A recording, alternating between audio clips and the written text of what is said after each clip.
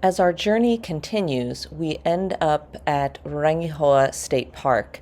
And what this park was able to capture and depict and what it houses are the grounds where a relationship between Te Pahi, who was a very important Maori chief,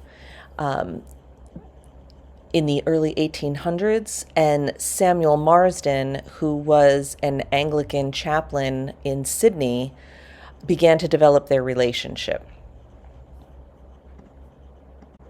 So we're now going on a hike, and we're going to talk about the Mana Whenua. And the Mana Whenua is the power of the land, and this is very historic land in the Bay of Islands. It's important to understand a little bit of the history as you're looking through some of these pictures. I mentioned before that this story that begins here is with Te Pahi. So Te Pahi was a powerful chief. He was born, we estimate, around 1760s. It's important to realize that James Cook first came to and renamed Aotearoa, New Zealand, in 1769. So this gives you a sense of the timeline that we're looking at. Te Pahi was a smart man.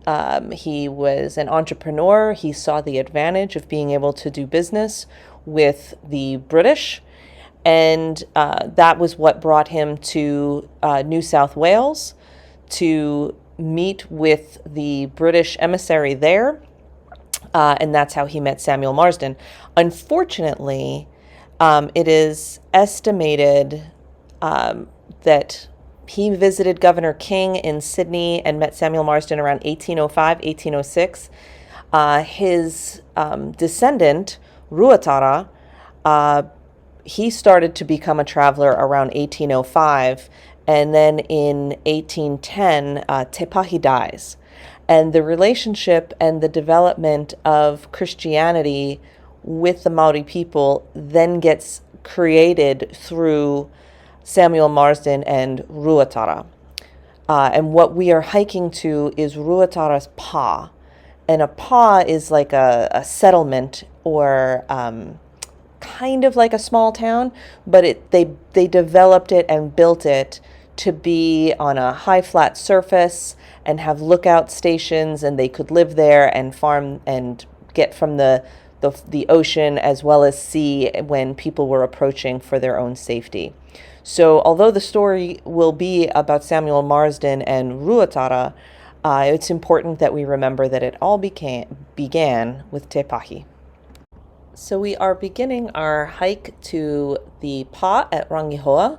And this it's as I said, it's a big hill. It is built to resist attack. And so I will show you some of that view. You see us hiking along here, and you'll notice we're hiking to that tree in the distance. That's going to take us about halfway towards our goal of getting to the top of this pa. It's not an easy hike and very tall grass. As you see here, we're now about at the tree, and this is a puriri tree. And the significance of the puriri tree is that historically, this is where the Maori hung their dead. So don't think in terms of like lynching hanging. This is not what this is like. This was a ceremonial practice. And so they would, once someone had died, they would put the body in a tree and until all of the skin was off, and they could collect the bones and bury their bones as part of a tangi service, which we will talk more about on another day. So I just wanted you to see the puriri tree and know its significance. Now we are hiking up this steep slope that you see here to get up to the pa, and you can see how steep it is. It's still steep to this day. There are still some evidence of some of the ditches that were kind of cultivation channels that are coming down the slopes. You can see from up top now how vast it is. There's the shots here of the water are what you would see from the top of the pa facing out to the ocean. The shots of the land are with the ocean behind me, and you can see all of the fertile land for growing kumara, which is like sweet potato, as well as regular potatoes. That was a very big staple.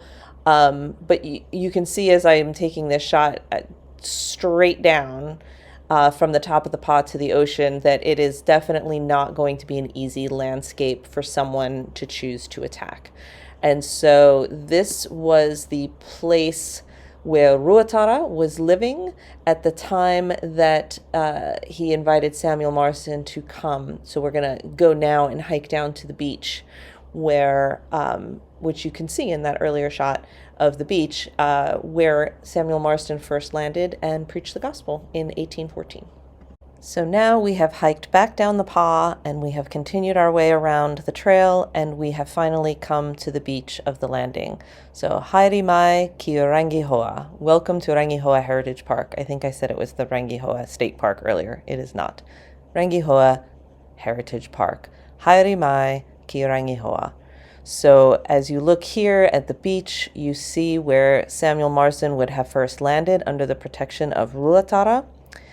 And as we turn and face the other way and you see this grassy area behind, this is where the Maori people would have sat and heard the gospel preached for the first time. Here is the cross that has been erected in honor of that day that Samuel Marsden preached. And it's beautiful to me, anyway, that that very first sermon was preached on Christmas Day in 1814. It is worth mentioning that the Maori people, for the most part, other than Ruatara, who would have had some English at this point, the Maori people did not. And Samuel Marsden had no te reo Maori, so he was preaching in English words that the Maori people were not yet able to understand. And when the Maori people said to Ruatara, that's great, but, you know, what did he say? Or we didn't understand.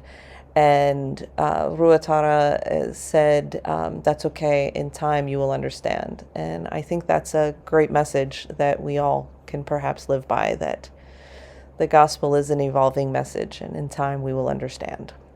So thank you for taking this hike with me in Rangihoua. I hope you enjoyed it, and I will post another video soon.